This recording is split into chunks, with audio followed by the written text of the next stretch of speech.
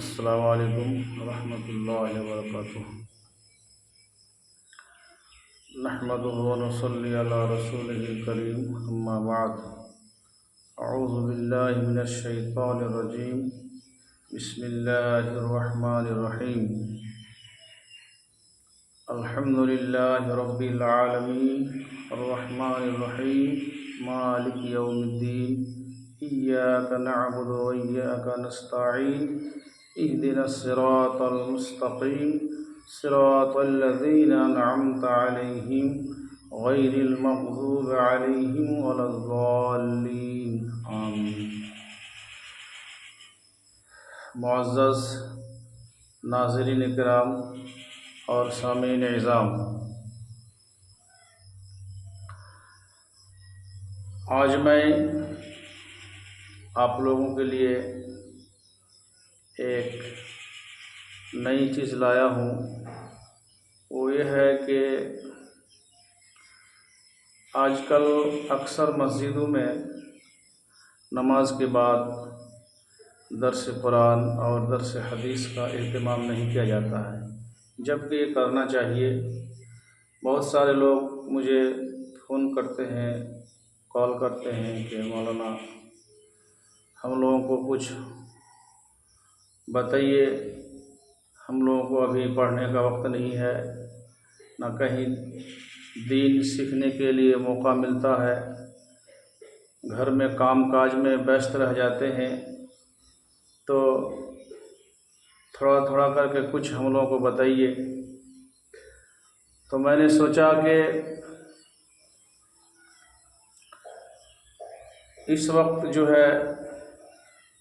ہر گھر میں جا کے دین پہنچانا بہت مشکل ہے، لیکن آج سوشل میڈیا، ٹیکنالوجی، سائنس اتنی ترقی کیے ہیں کہ ہر آدمی اگر چاہے تو گھر بیٹھے بیٹھے دنیا کی تمام چیزوں کو دیکھ سکتے ہیں، دین اسلام کی تمام احکامات کو سیکھ سکتے ہیں، سن سکتے ہیں۔ اس لیے میں نے سوچا کہ ہر روز فجر کے بعد 10-15 منٹ کر کے کچھ دین کی باتیں بتاؤں تاکہ لوگ اس سے فائدہ اٹھا سکے۔ اسی نیت سے میں نے آج اس پروگرام کو شروع کیا۔ تو سب سے پہلے ہم دیکھیں گے کہ روزمرہ کی زندگی میں ہم لوگ صبح سے لے کے شام تک، یعنی بستر سے اٹھنے سے لے کر پھر سونے تک بہت سارا کام کرتے ہیں، لیکن کیا وہ کام ہمارے اسلامی طریقے سے ہوتا ہے یا نہیں، یہ ہمیں دیکھنا بہت ضروری ہے۔ اس لیے ہم سب سے پہلے شروع کرتے ہیں کہ ہم بستر سے اٹھنے کے بعد، ہم بستر سے اٹھے بھی اگر تو کس طرح اٹھے، یعنی ہم لوگ جو روزمرہ کی زندگی گزار رہے ہیں، ہمارا کھانا پینا، سونا اٹھنا بیٹھنا، شادی بیاہ، یہ سب کچھ دین اسلام کے مطابق ہوتا ہے کہ نہیں، یہ ہمیں دیکھنا ہے۔ میں جو کچھ بھی آج آپ لوگوں کو بتا رہا ہوں، خود آپ لوگ بھی اس کو سنیے، اپنے گھر میں تمام اہل و عیال کو سنائیے، ماں باپ، بچے، بیوی، سب کو سنائیے، اور روزانہ 10-15 منٹ کا وقت دیجیے سیکھنے کے لیے، تاکہ آپ کا گھر بھی، آپ کا سماج، آپ کا معاشرہ ایک اسلامی کلچر میں رہے۔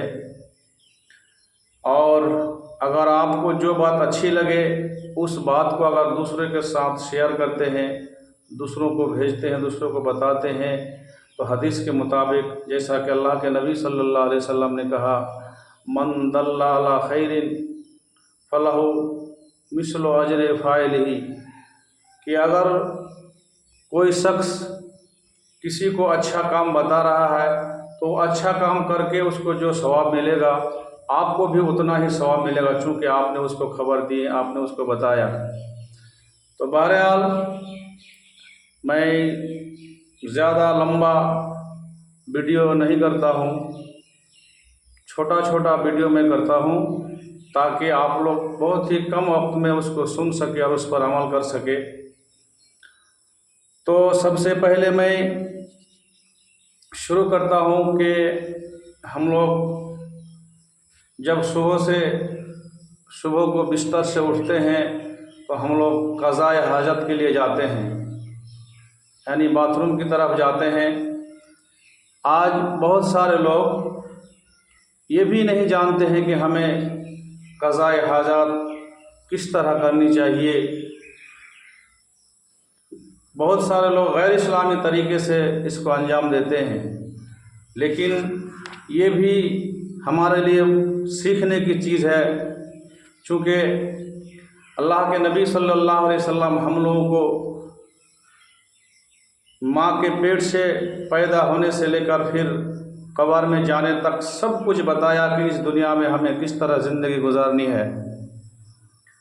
یہاں تک کہ ہمیں قضاء حاجت لیٹرین میں جانا ہے، کس طرح جانا ہے، کس طرح کرنا ہے، یہ بھی کھول کھول کے بتائے ہیں۔ اسی لیے حضرت سلمان فارسی رضی اللہ تعالیٰ عنہ بیان کرتے ہیں کہ ان سے کسی نے کہا کہ قد علمکم نبیکم کل شیء حتی الخراء، کہ تمہارے نبی تو ایسے کہ وہ ہر چیز کھول کھول کر بتاتے، یہاں تک کہ پیشاب پاخانے کا طریقہ بھی بتاتے ہیں۔ تو سلمان فارسی رضی اللہ عنہ نے کہا جی بالکل ہاں، ہمارا نبی ایسا ہی ہے۔ اور ابن ماجہ کی دوسری روایت میں ہے کہ بعض مشرکین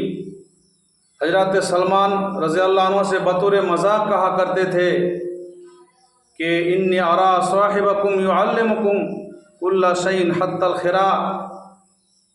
کہ تمہارا صاحب یعنی رسول اکرم صلی اللہ علیہ وسلم تم کو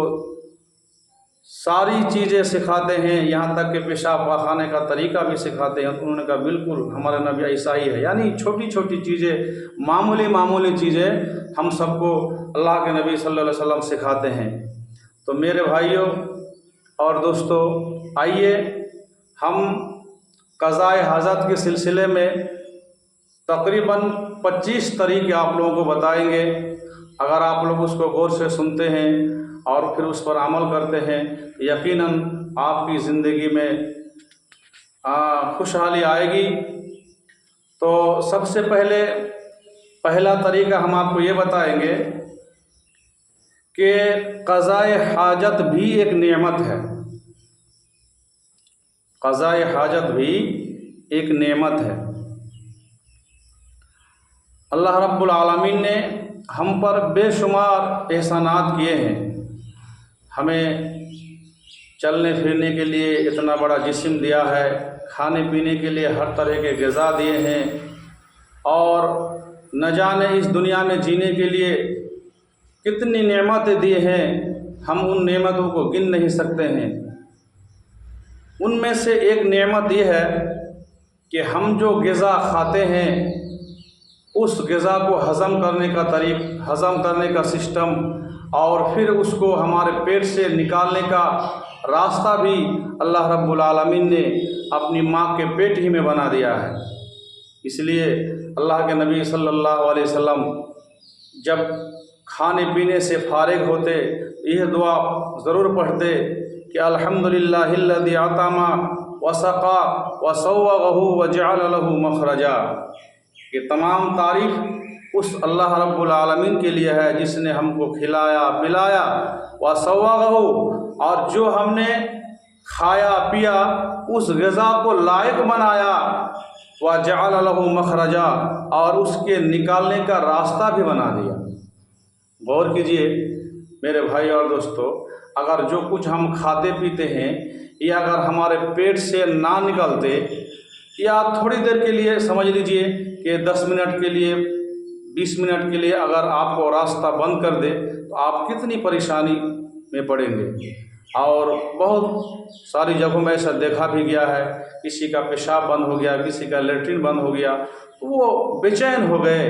ڈاکٹر کے پاس جاتے ہیں، اس کو کچھ کھانا پینا نہیں کھا پاتے ہیں، اور پھر اسی طریقے سے وہ اس کا امن و سکون ایک دم ختم ہو جاتا ہے۔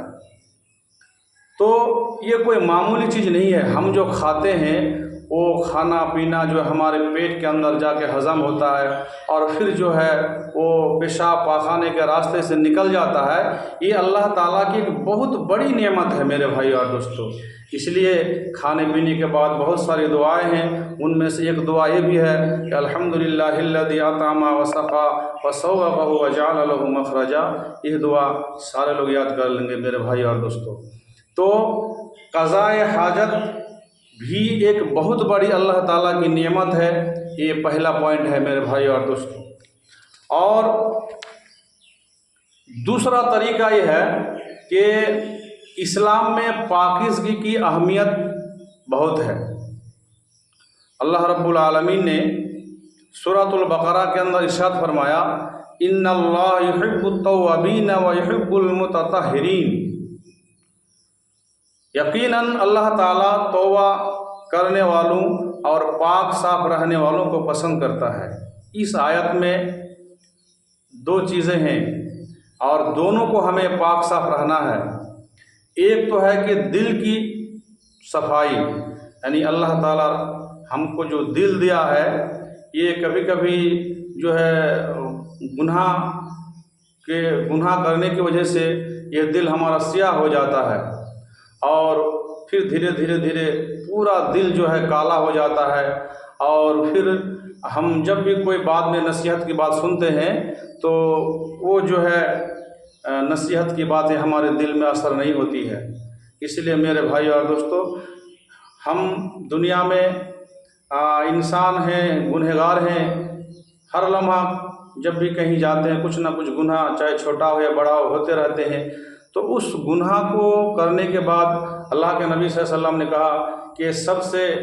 بہتر بندہ وہ ہے جو گناہ کرنے کے بعد پھر اللہ سے توبہ کرے۔ یعنی جب ہم توبہ کرتے ہیں تو ہمارے گناہ مٹ جاتا ہے، ہم گناہ سے پاک و صاف ہو جاتے ہیں، ہمارا دل پاک و صاف ہو جاتا ہے۔